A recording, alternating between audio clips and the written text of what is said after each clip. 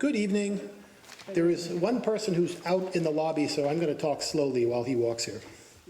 But for those of you who are here promptly and punctually, welcome. This is our last Arts and Culture lecture for 2013. This is our homegrown series, bringing people who are writers and what was it I was going to say here? Writers and local artists, craftspeople, and thinkers, as if the previous people aren't thinkers, but they too are thinkers.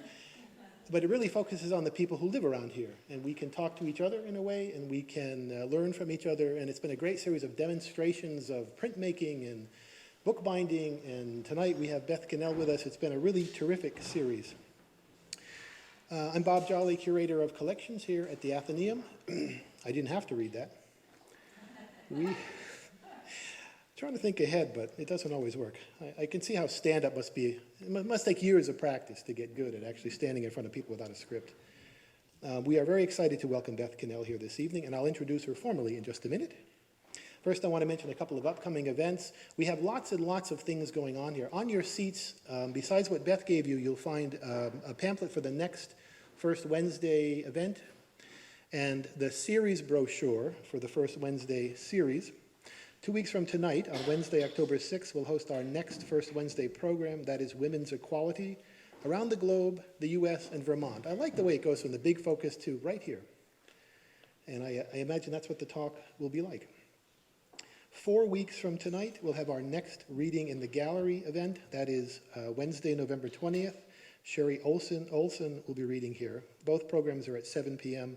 And if you check our website, check our Facebook page, tweet, read tweets, whatever you do with those things, it's all there. We try to list everything that's going on well ahead, obviously, of when it's happening. And you'll notice the theme here, it's Wednesday. We're trying to do programs on Wednesday, so if you think Athenaeum, Print Spaghetti Day, for those of you who are of a certain iteration, age, etc. Yeah, see? Wednesday, Prince Program Day at the Athenaeum. We're trying to keep our things on Wednesdays, so there's First Wednesday, which is the one that has the real clue, and then there's Second Wednesday and Third Wednesday. We're trying to do that to just make it memorable for people.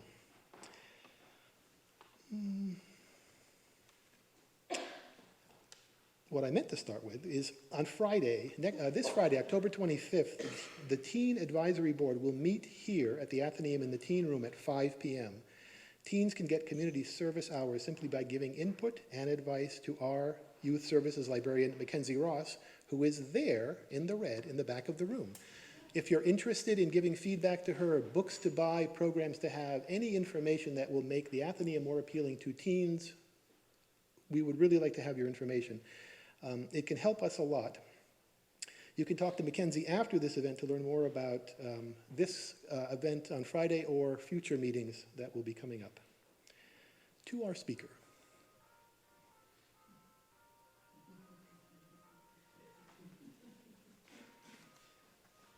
Somebody's going to answer that. You probably all read this thing, I don't know, 6 months ago. Somebody is sitting at an orchestra performance. Gustavo Dudamel, the man, was the conductor. Somebody sitting in the front row. The phone goes off, and it just goes off, and it goes off, and it goes off. And they never do this. They don't stop the concert.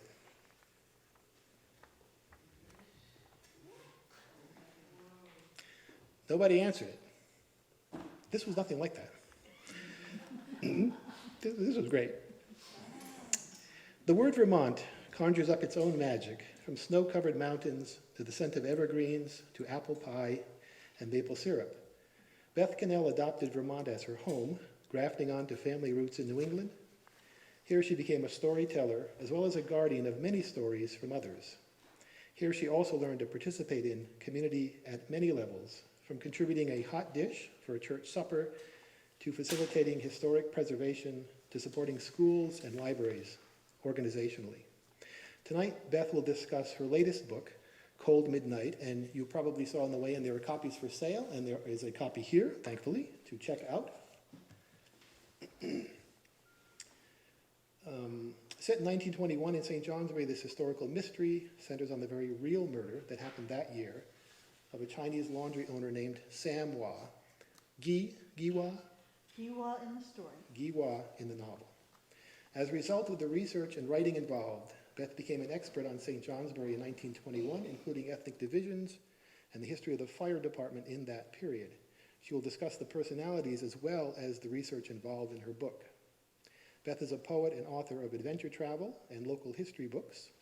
For The Darkness Under the Water, her first novel, also here, available for checkout tonight, if you must. She drew on her family background in New England, a neighbor's tales of his Abenaki heritage, and the discovery that part of her own town in northeast Vermont Kingdom had vanished underwater. Her second book, The Secret Room, is set in North Danville around the thorny issue of the real Underground Railroad in Vermont. Again, copy here to check out, and also there are copies for sale this evening.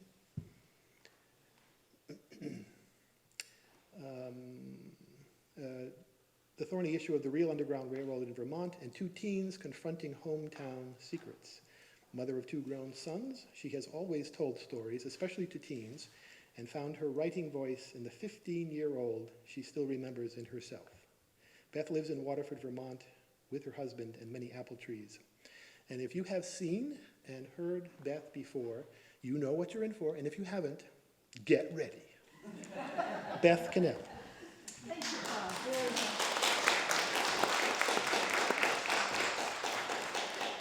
Thank you.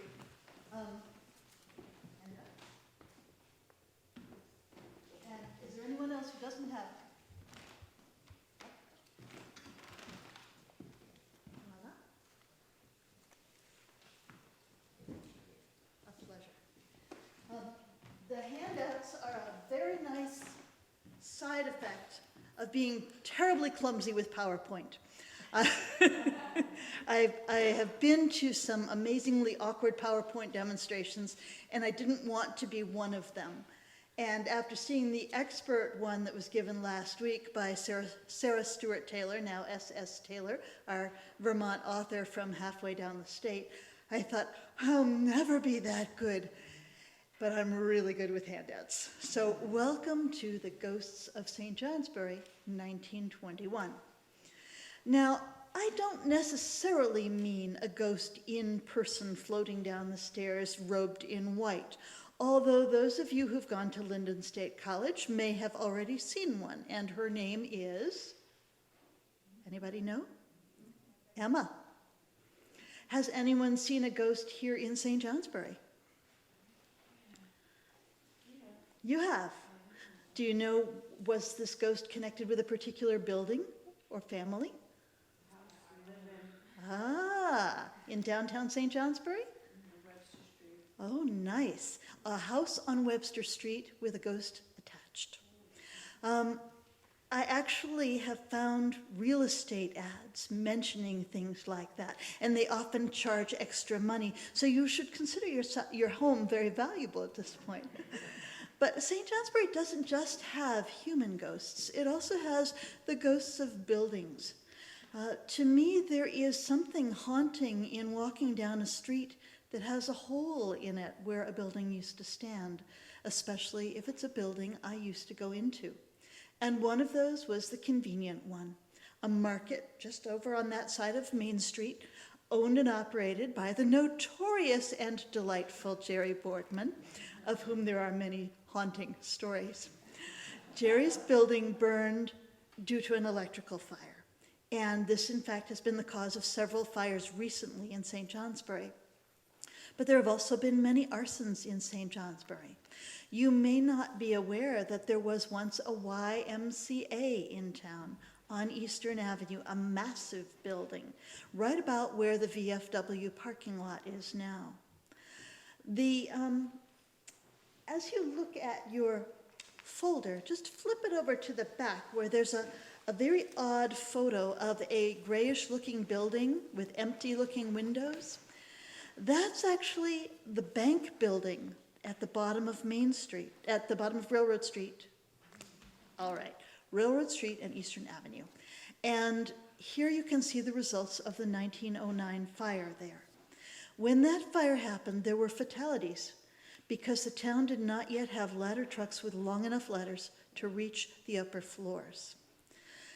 A lot of St. Johnsbury fire history has been driven by tragedy, by realizing that the town needed to upgrade and be able to work with the structure of the town itself. The story of Samoa, though, if you'll flip to the front of your handout, actually begins with a very nice story. You've got one, good. Sam moved to town in 1886. Now, if you've always considered Vermont, and especially St. Johnsbury, to be a white bread area, all white faces looking pretty much alike, let me surprise you with what was happening in those old days. There were, for instance, in 1850 in the Northeast Kingdom, 9 free African Americans, or free blacks as they were known then. There were 500 in Vermont as a whole at that point. Vermont has had many people of various backgrounds in it that haven't always been noticed or recorded. And as Bob Jolie discovered today, there's a very serious hole in the record of Samoa's life. But we know that he was born in North China in 1846 and arrived in St. Johnsbury in 1886. And that means we already have a mystery on our hands. You see, if you are a history buff, are some of you history buffs? I see a few smiles. You know that railroads were being built across the country in the mid-1800s. And by 1855 or so, which is the time that the railroad actually reached Barnet and St. Johnsbury, the railroads across the country, the great trans-American constructions, were finished. And in order to get them done, people had hired Chinese laborers. Now, you didn't just walk down the street and say, "Where's the line of Chinese laborers?" In those days, people were actually recruiting Chinese laborers from China forcibly. They would kidnap workers off the dock from the country that they considered had so many people that they wouldn't miss them, and toss them onto a ship, usually in the port of Shanghai. Hence our verb, shanghaied. To be shanghaied was to be Chinese and thrown off the dock in your own home city onto a ship headed for California to work on the railroads. Much of the Chinese labor on the railroads was slave-type labor. There was almost no pay, there was almost no food, and there was almost no rest. And many Chinese laborers died during that period. But when the railroads were completed, those Chinese who had survived were suddenly tossed loose into the America of the time, and nobody much wanted them. For one thing, they weren't looking like the Americans around them. It was easy to spot someone who was Chinese, wasn't it? And they didn't necessarily speak English. They hadn't been given much of a chance to learn it while laboring 18 hours a day. And finally, they were willing to take jobs for very little money. And soon the American papers were full of people saying, "Get those Chinese out of here, they're taking our jobs." You've heard this before, right? So the federal government in 1882 passed its first ethnic discrimination law, carefully titled the Chinese Exclusion Act. As a result of that law, no more Chinese could enter the country unless they were proven professionals. Sometimes a laundry owner was considered a professional. Nor could they live any place other than Chinatown without some special dispensation. And that is why we still have Chinatowns today. And third, they were not allowed to have Chinese women enter the country because, said the papers at the time, if the Chinese women entered, they would multiply like rabbits and we would be taken over. Have you heard this one before also? Yes, but not necessarily about the Chinese. We forget. Well, the Chinese Exclusion Act was reasonably effective.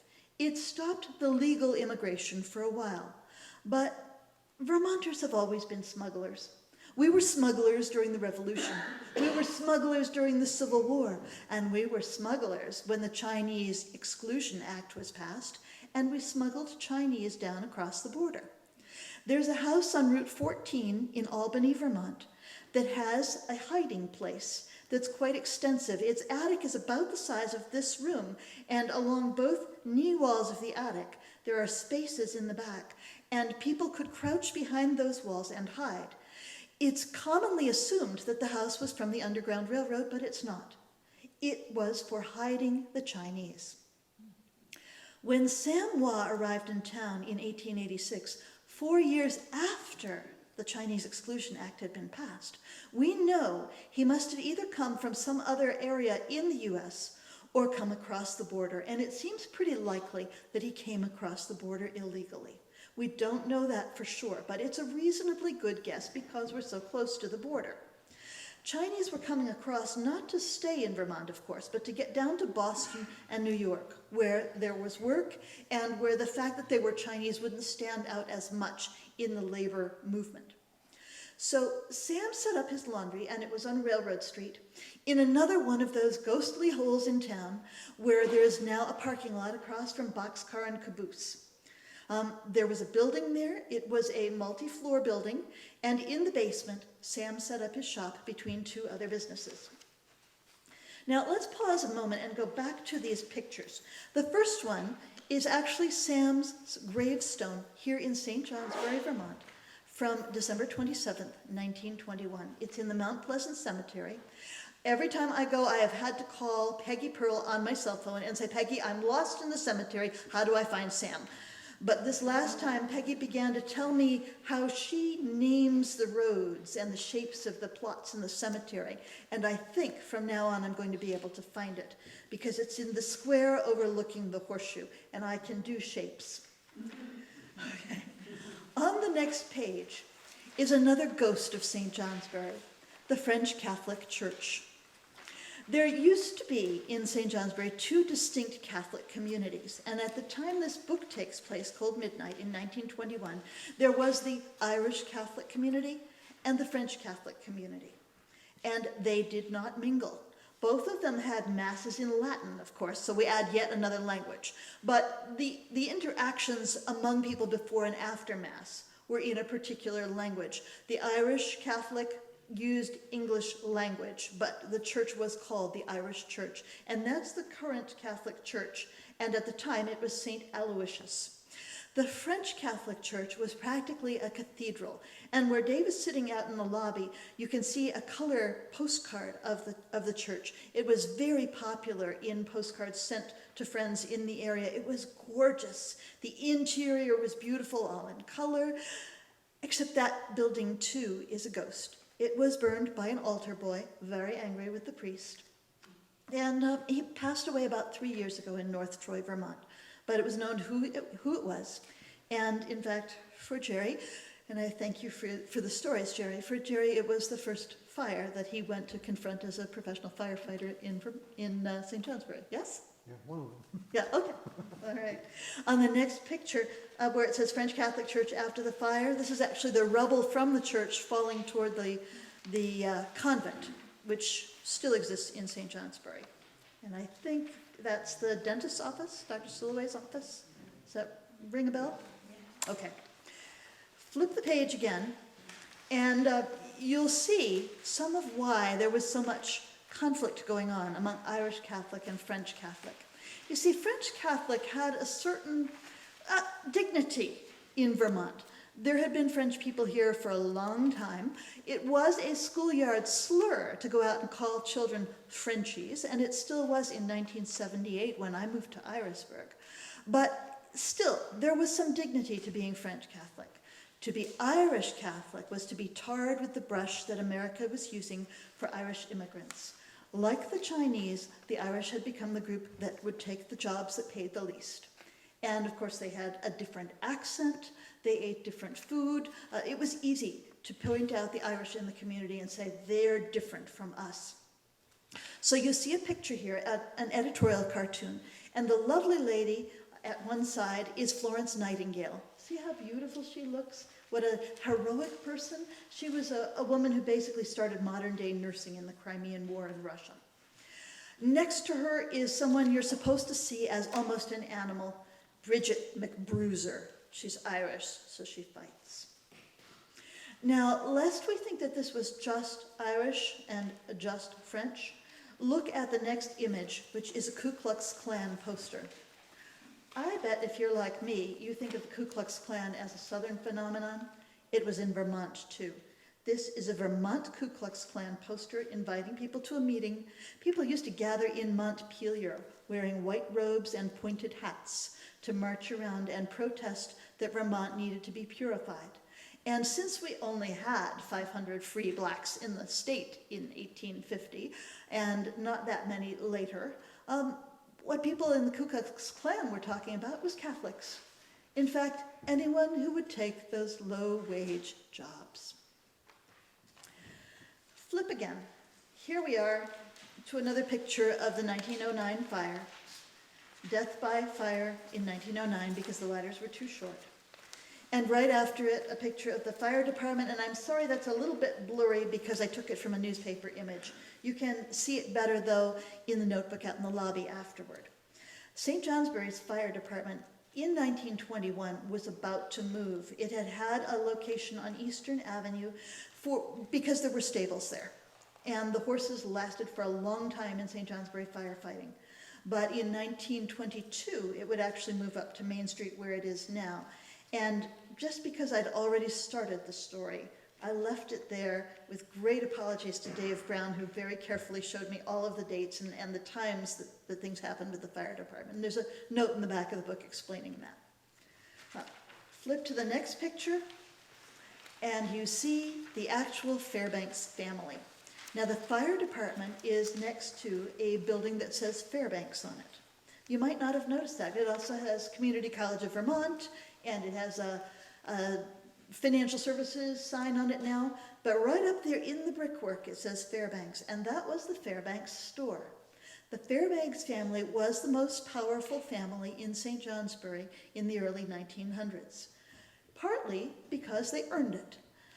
When the Fairbanks brothers came to town and set up their ironworks here in the Fairbanks mill, at first making stoves and then eventually scales, platform scales that would go around the world, they also brought with them a sense of responsibility to community. So it was due to the Fairbanks brothers that we have the St. Johnsbury Academy, that we have the Athenaeum, that we have the museum, that we have the beautiful homes designed by Lambert Packard along Main Street. The Fairbanks brothers saw that beautifying and enriching a culture was part of their responsibility. But with that also went a gradual division away from the working class of the town as the Fairbanks family accumulated more wealth. I've heard some great stories about why the Fairbanks family lost their wealth, but I can tell you today two principal reasons that the family isn't in the same position in town anymore. One is that they had daughtered out. That was the expression at the time when all you had left in the family was girls, so the family name wasn't going to survive to the next generation. But the other was that the Fairbanks family had invested their money in railroads. Unfortunately, not the transcontinental ones, but the ones coming here to Vermont, and they never paid off. But this is the family when it was still fairly wealthy. They had a mansion, the Four Seasons district of town, Summer Street, Winter Street, all of that. Beyond that is Cliff Street, and then you have the twin roads of Undercliff and Overcliff, and the Fairbanks mansion was up there. This is a picture at the mansion. The mansion was destroyed when the land was used for a development. But in the picture, you see all the children in their beautiful clothing, and on the far right side, can you see the dog on the ground? This is how accidents happen. This is how a dog got into the story of Cold Midnight when the story would come to be written. Right after the Fairbanks family is a picture of a Chinese man. Now, this is not Sam Law. I wish it were, but we don't have, as far as I know, an existing photo of him. But it's a Chinese man from about the time that Sam Law was here in St. Johnsbury. And you see the Chinese attire, the little cap, the long braid or queue down his back. The emperor had actually died in China shortly before Sam moved to St. Johnsbury, Vermont. And that emperor, the tradition was that you wore your long hair uncut as a sign of loyalty to the emperor. And since the emperor was also divine, that was the assurance that you were going to get into heaven. So you'll hear people say fairly casually, oh, if a Chinaman cut his braid off, he'd never get to heaven. And that's the root story that's underneath that. Many Chinese in America did not cut their braids even after the emperor's death and after that requirement was released, just like tradition today. And we're not quite sure, when it does go away, we're not sure that it will last in that form. So if you wanted to get to heaven, or if you wanted to be like your dad and what you'd done all your life, you kept your braid. Now, I mentioned, just before we started going through these pictures, that Sam had the downstairs sub-ground level shop in this little building on Railroad Street. To one side of him was a shoemaker, to the other side was another service business, and then upstairs were other businesses. And when I first found that out, I said, oh my gosh, this has to be proof of either Sam being terribly poor or the town being terribly bigoted at the time to force that poor man into a basement shop. And that's the kind of assumption that makes very bad historical fiction. If I had stayed with that and not tested it, you would have had the wrong book to read. However, what I did was I went down to Chinatown in Boston and took a tour with Chinese people who had generations of tradition and history behind them, and who were telling stories of their families and of their community as we walked around. And by the time the 2.5-hour tour was over, not only did I have sore feet, I also understood that in a Chinatown, the restaurants are on the second floor, the grocery stores are on the first floor, and the service businesses are below ground. In other words, Sam had chosen a location that was perfect for a service business, according to the tradition that he would be accustomed to. And it probably had nothing at all to do with whether he had a lot of money, whether the town accepted him. In fact, we know that the town accepted him very well. Sam's Laundry was a resource for women in town. But can anyone here remember when you had to iron pillowcases? Okay. It used to be that you learned to iron if you were a girl in particular, very young, and you started with handkerchiefs and pillowcases because they were the easier things. And eventually you got to sheets, and sheets were really hard to iron because by the time you had one part smooth, the rest of it was hanging down and wrinkling. Well, you could go to Sam's Laundry and you could get your sheets and tablecloths done, as well as perhaps your shirts. I was born in 1952, and when I was a little girl, my father's shirts still went to a Chinese laundry. That was tradition. So Sam had a very solid and esteemed position with the women in town. He had the Chinese laundry. There were at least 2 other laundries in town, by the way, but Chinese laundries were known to be good ones. And I think if you flip to the next picture, yes, this is a picture of an actual Chinese laundry in the 1950s, a little later than when Sam was here. And this one, you can see by the light coming in the windows, is probably above the sidewalk level. But we have descriptions of Sam's Laundry. There were wooden tubs. There was a lot of water in the back. In the front, there was a wooden counter where you brought in your laundry and where you picked up your fresh laundry. And behind that counter was a pallet on which Sam slept at night. Don't get the impression, though, that Sam was there all the time.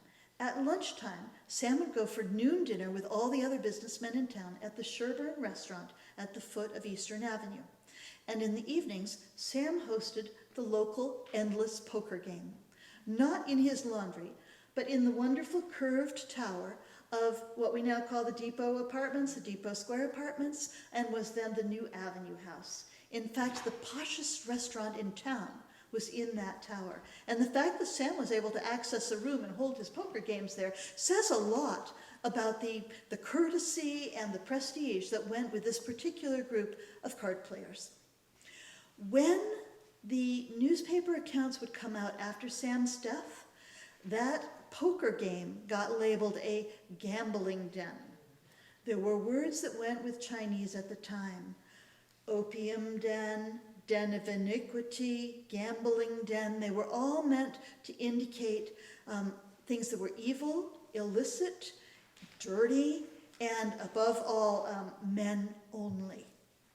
So here we have Sam with his laundry, his role with the women in town, and his role with the men at noon, having his dinner with them and hosting the poker game.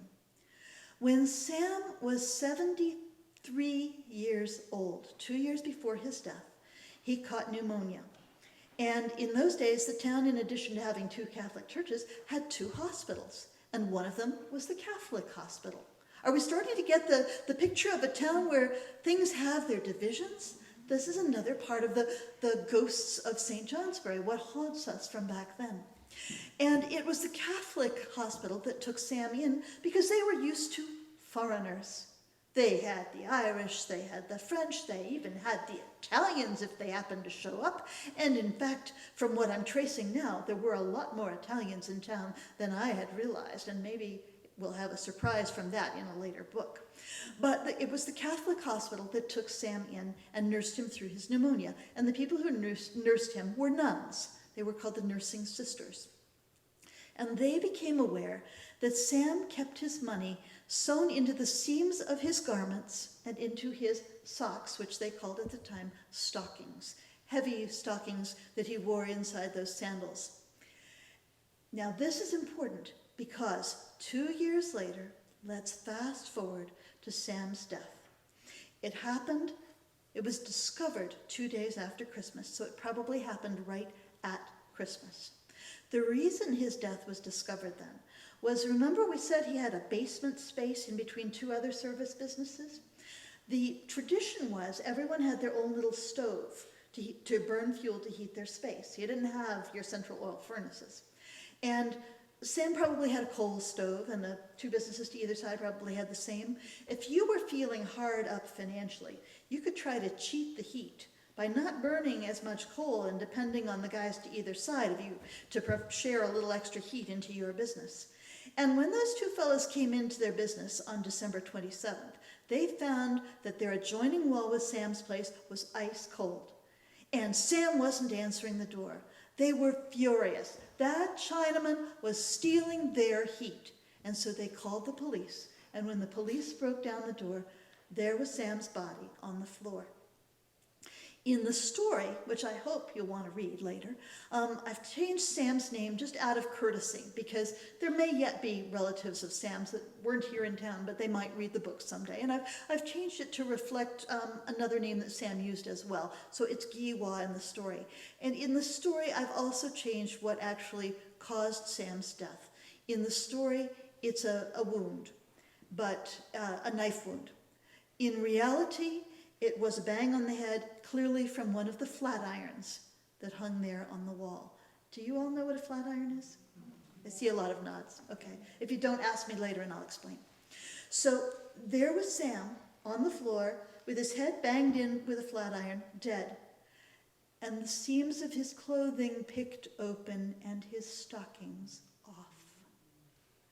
And this, to us, is the clue that whoever killed Sam Wah knew where his money was.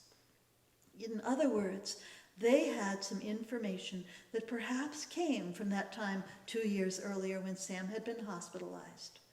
I doubt that it was actually one of the nursing sisters who was involved in the murder. That doesn't seem to make sense. But someone could have mentioned to someone else at dinner, to a relative, or word could have percolated through someone else working at the hospital. At any rate, it gives us the first clue that whoever killed Sam probably knew where his money was and was in a fight with him for his money. Now, this didn't immediately percolate around town, but what did reach everyone around town was that Sam Wah had been murdered. And in a matter of hours, people were saying, yeah, sure, he was only a Chinaman, but he was one of us. And by that Sunday, you see, from the Caledonian Record reports on it, you see ministers in their pulpits saying, let no man say he was only a chink. He was a Christian, he was one of us, and he should have justice. And so the town got together and hired the most famous detective of the time, James Wood, whose papers, by the way, are now at Harvard. And James Wood was well known to everyone because he'd been solving mysteries and murders in Barrie. So they hired the best they could get, and James Wood arrived on the next train from Boston with his cap and his pipe, walking around town, and the Caledonian Record said, we have our own Sherlock Holmes. Then the newspaper headlines said, witnesses have come forward. New evidence has surfaced. Announcements will be made. Case about to break. Every day something new until 3 weeks later, suddenly, silence. And James Wood goes back to Boston. and the case of Samoa is never officially closed. Roughly 60 years later, George Crosby, father of today's Peter Crosby, wrote an article for the Caledonian Record reflecting on that crime.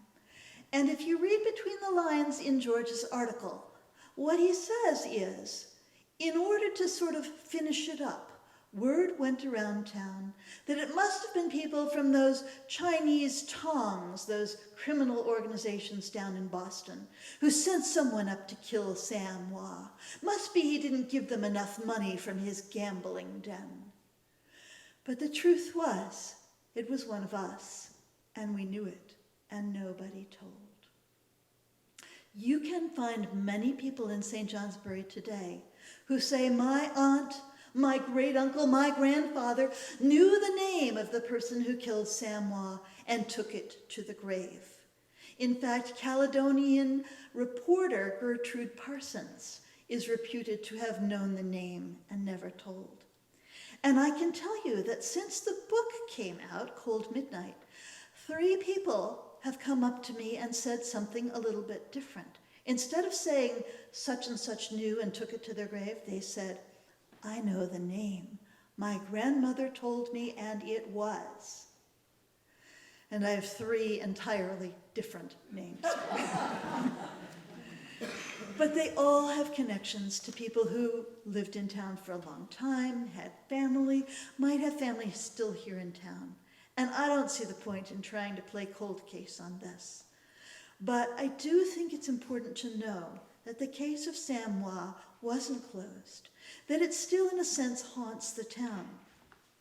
And what Bob Jolie found out today, by looking through the town reports from 1922 and 1923, is the town police never even put that death into the town reports. I went to Chief Layton when I first began serious work for this book, and I said, will it be okay with you if I work on this cold case and do a novel from it? And he said, what case is that? And I told him, and he said, never heard of it. And we don't have papers that go back that far. Go right ahead, and if you find out anything, let me know. So I got in touch with the courthouse, and they said, oh, any papers from that time have been sent down to the Duxbury area where the state archives are. We don't have anything from then, and we don't know anything about it. I called Greg Sanford, who was in charge of the archives at the time, and he said, well, yeah, there are lots of boxes of St. Johnsbury records here, but they're all mixed up, and I don't think you'll ever find it if it's even there. And of course, the state police hadn't even been founded at that point, so that was no use either. So the main source I had was, in fact, the Caledonian Record and the photos that people kept, because people did keep photos. You can see that people remembered Sam Wah, and I'm going to show you a picture in a moment that really captures that. But first, let's go through the rest of the pictures in your handout. You'll see that the next one after the Chinese laundry is labeled The Neighborhood 1950s. I have this here because in the story Cold Midnight, Claire, our main protagonist, begins to climb roofs at night, and she does so right behind this church from the little tenement house that is around the corner from the museum. There was actually a taller one there a few years ago, and the ghost of that is now a parking lot. And I pictured Claire climbing down from the upstairs apartment. The poorer you are, the higher up you usually have to go in an apartment in order to be able to meet the rent. And Claire was climbing down and climbing roofs of the town at night. Why would she do that? Well, possibly for adventure, but also because things were going on in Claire's family that she didn't like. Her mother had been working during the First World War. Her dad was home from the war finally. Turns out most of the American soldiers who went to Europe for the First World War didn't get home until a year and a half later. They were kept on in Europe to help straighten things out, and some were in hospital. And Claire's father should have gone back to work and stopped her mother from having to work. But he didn't. His lungs had been gassed during the war, and he was profoundly depressed, what we would now call PTSD, but what was then called, if it was mentioned at all, shell shock, and nobody bothered to treat it.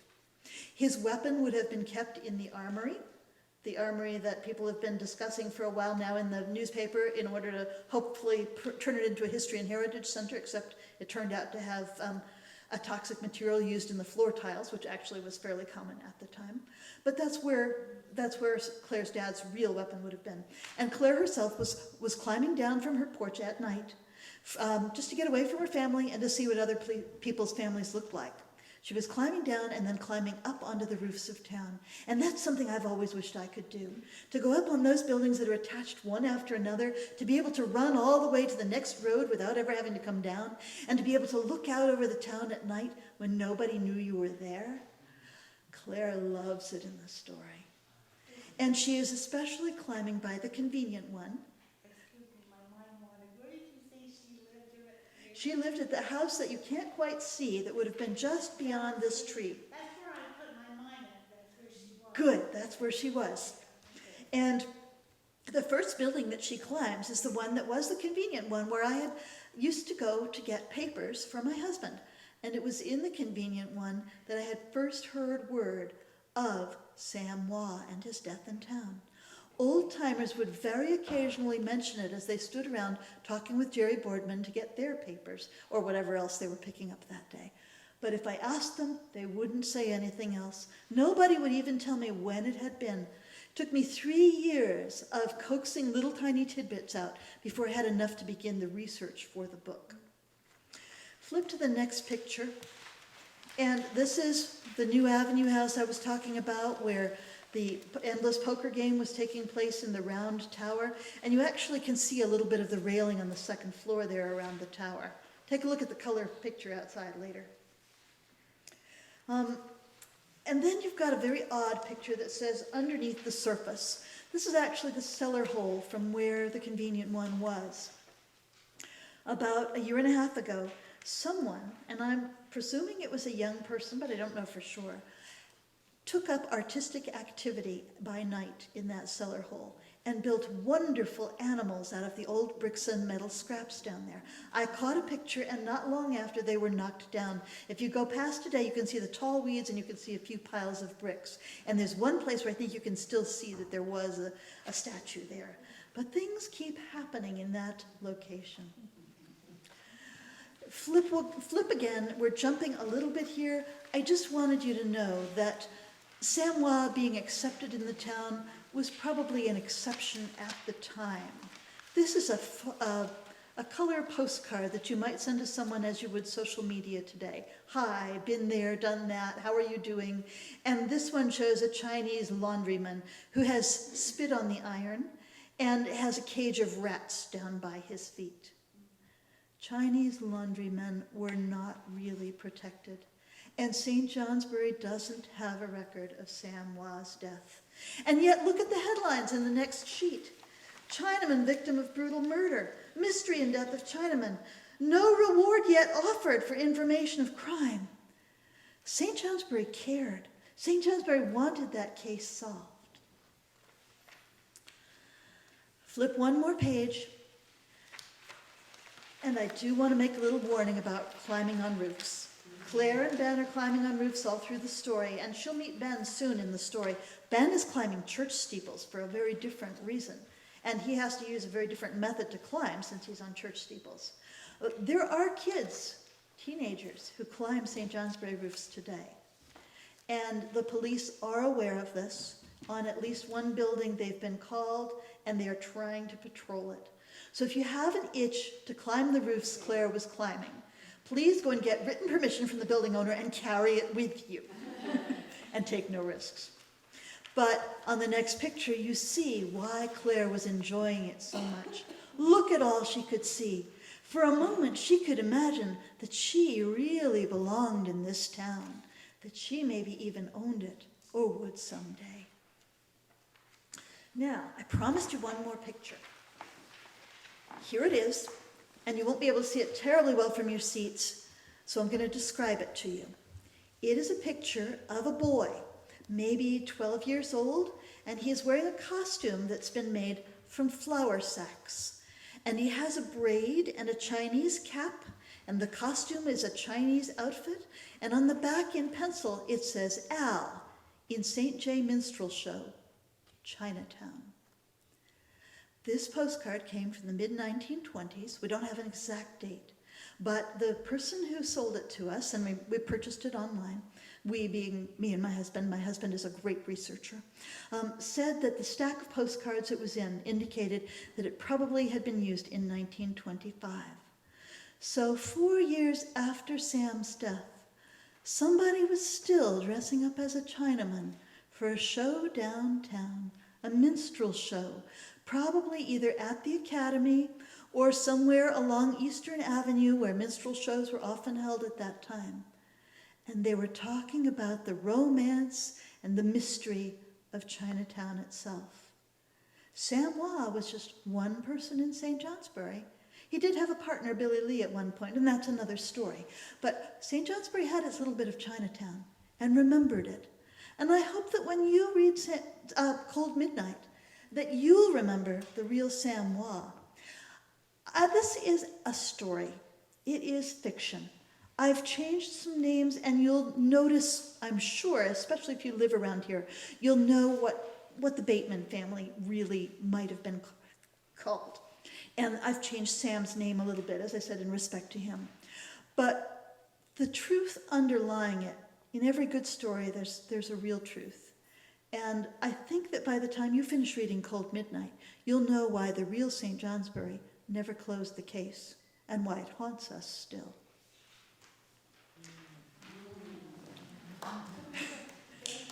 My pleasure.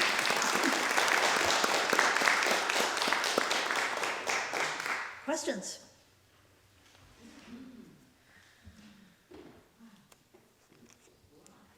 I should point out that Neil and Janice are sitting over here, and it was Neil and Janice who took the risk to publish this book, and I thank them very much for it. Bob? Did Sam not have family living here? As far as we know, he did not. There was an attempt to find them, especially when he was killed, and there had been reports in the newspaper of people visiting him over the years. You know, the sort of social column that papers used to have, where Mrs. Jones has had dinner with her relatives who came to town from Boston and a good time was had by all. Well, people would mention when people came to visit Sam, and they called them, by the way, celestials. That was the phrase, the term that people used to describe Chinese. They were members of the celestial kingdom. They had a divine emperor. They called themselves celestials. So 2 celestials were in town visiting Sam Wah. Sam Wah's partner, Billy Lee, had 3 celestials stay with him over the weekend. Some celestials came up from Boston to thank Sam Wah, but no indication ever that Sam had family. We don't even know for sure that his name was Sam Wah. It's entirely possible that that was a name assigned to him at the border. As I looked through the research, I found laundry owners named Sam Wah all over the country. And it seems likely that people at a border said, well, I can't pronounce your name, and I certainly don't know what you're trying to write. But one Chinese last name is Wah, and we'll give you a good American first name so people can call you something, and we'll call you Sam. Another name was found among Sam's papers after his death, and at one point the paper implied that Sam might have been up to no good because he had more than one name. Is anyone here familiar enough with the Chinese tradition of hungry ghosts to have an idea why he might have 2 names? There was a tradition that you didn't use your real name because if you did, the ghosts would know your name and be able to come get you. So you used an assumed name, and it had nothing nefarious about it, just a protection from the ghosts. So that's a possibility. But it's also possible that Sam held papers for other people. His partner Billy Lee at one point was assisting the trade in illegal Chinese coming through town and was arrested for it here in St. Johnsbury and deported to Boston. So we don't know why there was a second name, but nobody in town could ever find family for him, and there was nothing in his papers that indicated family. How long was it that he lived here in St. James? 35 years. 5 years. Mm-hmm. Nothing happened before. Right. Right. But you know how the holidays are. Everybody gets a little more tense, needs a little bit more money. It's not unusual for strange things to happen as the holidays approach. Yes? Beth, was there ever anything, you read, I know you read a lot of Caledonian, was there anything about his funeral? Yes, there was a long passage about his funeral the next spring. And Sam is buried at Mount Pleasant Cemetery. As I said, if you find the square overlooking the horseshoe, you'll know you've just about gotten there. The pictures I have make it look as if his stone is very big, but it's about this tall. And we know that the businessmen in town put together the money to purchase the stone and presumably the plot that went with it. And that's certainly an odd part of the story. Now, why would they feel they needed to do that? Why wouldn't they have simply sent his remains off to Boston, to the Chinatown area that they thought, in the papers anyway, was responsible for his death? Who knows? But when he was buried, there were ministers there, several of them. There were speeches given. There was a description, again, of this fine Christian man who lived among us.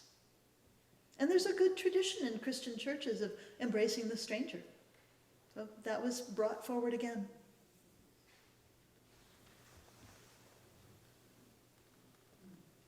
There were other Chinese in Vermont, and I would invite you, if you're digging into some history, to watch for Chinese names, to watch for records of them.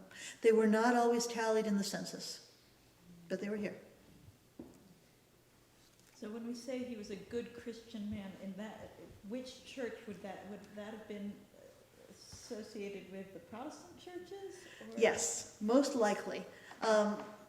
We don't know that he attended any of the churches. No one claimed him publicly. But the minister who had been most involved with him in his later years and who used to sit down and meet with him claimed that he went through Sam's papers afterward and found evidence that he had gone to Sunday school, and that must mean he was baptized and he was a proper Christian. I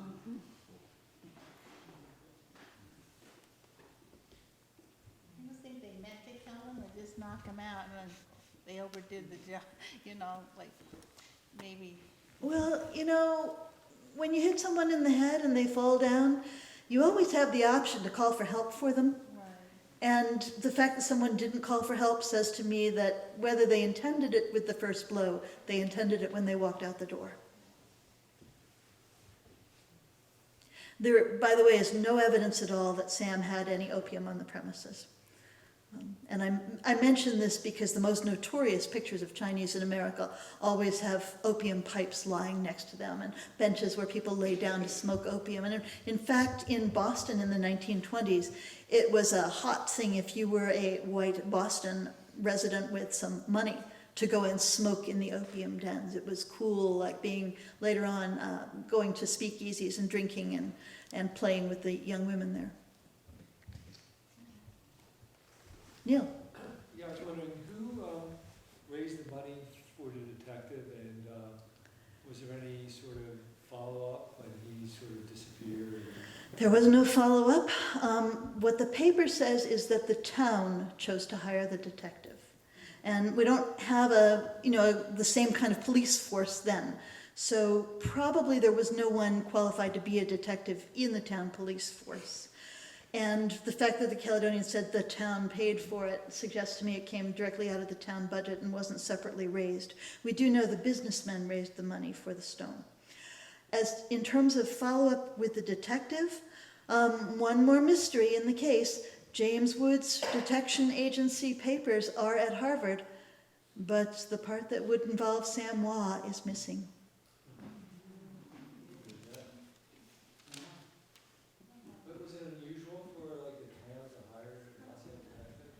I think it wasn't that unusual since Barry apparently was in the habit of hiring James Wood to come up for their murders.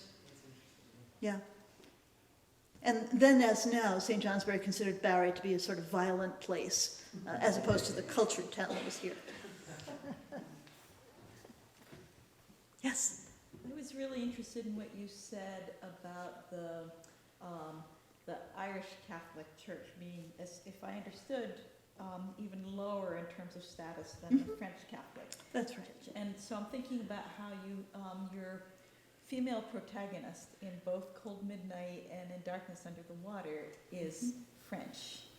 Well, Is that right? Or I'm trying to remember this one. Yes. I read when it first came. Cold Midnight is intentionally confusing about that. Yeah. Claire speaks some French because the people around her are French. But her family has come from Quebec, and they are actually English-speaking. They are from the French Huguenot stock. And that was on my mind because in The Darkness Under the Water, my much earlier book, The main character is named Molly Ballou, and I borrowed the name Ballou from a teacher at the St. Johnsbury Middle School at the time. And she came to me afterward and she said, I remember you asked me whether you could use the name, and it's still fine, and she has since remarried and has another last name. But she said, I can't get it out of my mind that it's in there. Did you know that it was a Huguenot name?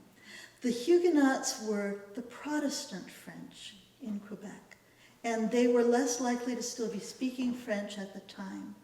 So Claire's mother, at some point, was raised Protestant.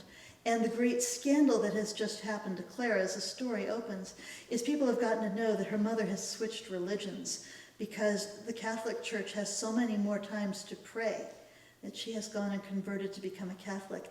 And this, for the social structure in this town, is almost unheard of. And yet one of the queens of England did it. So right around that time. But it was a very uncomfortable thing to do. It's a lot easier now. Jenny? Your vacant lot animals Mm-hmm. were created by Matt Wilson, who graduated from the Academy last year. And it was a completely self-initiated and directed project, and his favorite part of it was doing it in secret. That's wonderful. All right, so you just learned another secret, you all. And what's Matt doing now? Matt, I believe, is at Berea College and studying art and studying writing. That's great. Yeah. I do have another story coming. This year I'm writing 3 books, and none of them are a follow-up to Cold Midnight. They're all in different directions. But I've been amassing research, in part because of the wonderful things I learned working on Sam's story, the information from Jerry Fournier, from Dave Brown about the fire department, the growing awareness that St. Johnsbury is struck by fire after fire after fire. And I went to visit a psychic around the time that I was first framing the plot for Cold Midnight. I had thought at the time there might be a psychic in the story. And the one I visited was Lee Grace. Some of you may know her or know of her. And I had asked Lee, could I use you in a story someday? And Lee said, of course. Come for a reading, I'll show you how it's done. And the day I got there, she'd just gotten up from a nap and she couldn't remember what we were talking about. And she said, we were going to role play this, weren't we? You be the psychic and I'll be the one looking for a reading. And I said, no, you be the psychic, Lee Grace. It's about the Chinaman. And she said, oh. And she got very serious. And she said, you know, if the Chinese man, and I should let you know that Chinaman at the time was an ethnic slur. So you'll hear me say Chinese man or Chinese laundry owner more often, but he was called a Chinaman then. If a Chinese man had died here in 1921, would there have been other Chinese to do the ceremonies for him at his burial? And I said no, and Lee Grace said, then his ghost is still here. He cannot get to heaven until the proper ceremonies are done. So in the book I'm hoping to write during 2014, we will be finding out more about the ghost of Sam Hua and why it's still here and what's to be done about that. Now, meanwhile, those of you who would like to look at one of the books from this year, swing by my website, just Google Beth Kanell and you'll hop right onto it. And you'll see that there are actually 3 books going on this year, but one of them is completely online. The first draft is done and you can read it. It's called All That Glitters, and it's the first of an 8-book Nancy Drew type series set here in Vermont for us. Yeah. Just a small point. The image you have of I haven't seen this one, of The rebel going rebel. toward the convent. my understanding is that this is the rectory that's behind it, and the convent and the girls' school was where it's at the end of the parking lot. And we're getting that confirmed behind you. Good. What we really need is a good map of St. Johnsbury in 1921. And if somebody would like to draw one, I'd love to see it and I'll help put it online. Convent burnt in recent years. My Okay. French 2 students they've taken a photograph and they've blocked out our current understanding of where the different French Catholic institutions Oh, good. were, if you're interested. Yes, definitely. And my understanding is, from you, that part of the difficulty of the fire when it happened to Notre Dame de Victoire, the French Catholic Church, was that there were so many structures nearby, and it was urgent to keep the fire from reaching those structures. The church itself was already involved in flame so badly that it couldn't be saved by the time the fire department was there. Is that correct? Right. Yeah, okay. Yeah, I wonder if you, in your research, have uncovered any stories about supernatural explanations for some of the fires around, because I know I've heard stories. I haven't. I'd certainly like to hear them.